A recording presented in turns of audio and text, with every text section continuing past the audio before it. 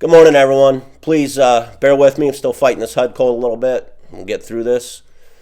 Hopefully, this is the last week. So this week, we will conclude on how the sheriff ignores the poor decisions of the hiring practices and how he continues to support the lowered hiring standards he has put in place.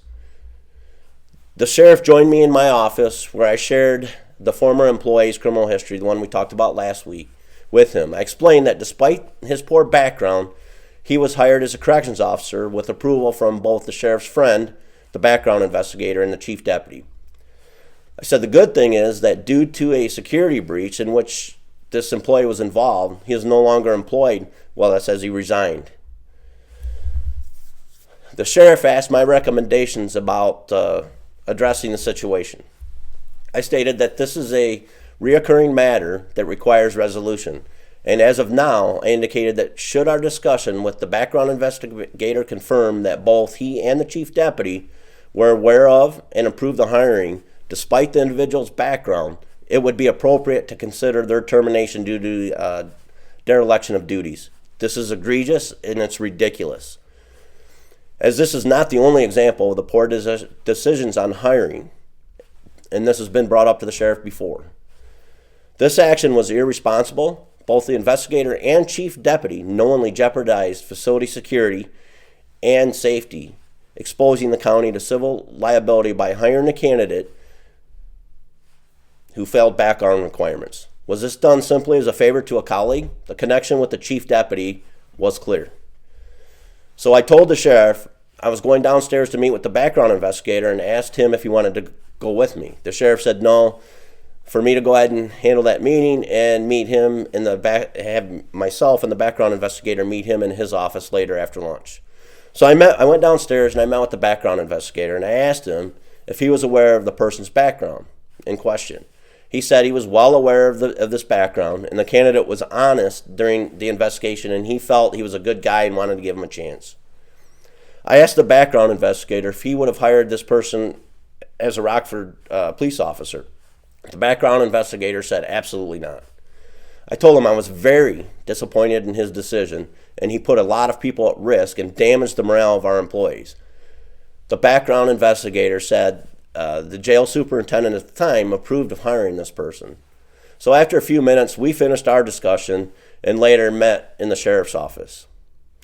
So that afternoon, the sheriff, the background investigator, the jail superintendent at the time, and I all met in the sheriff's office. The chief deputy was not working that day. So the background investigator said he was well aware of background and was caught in a lie when he said the jail superintendent approved the hiring, but in this meeting with the jail superintendent present, he said the chief deputy approved of the hiring. He said the background investigator went over his head to the chief deputy and the chief deputy approved hiring this guy.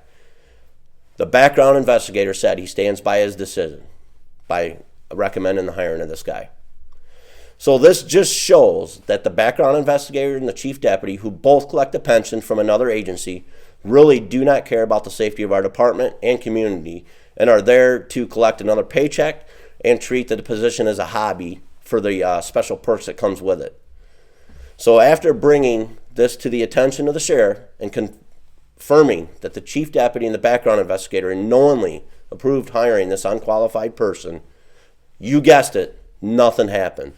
The questionable hires and diminished hiring standards still exist today. This is unacceptable. As a matter of fact, several months later, the background investigator was appointed to the jail superintendent after the sheriff forced the other jail superintendent to resign for other reasons. That's right, he forced him to resign.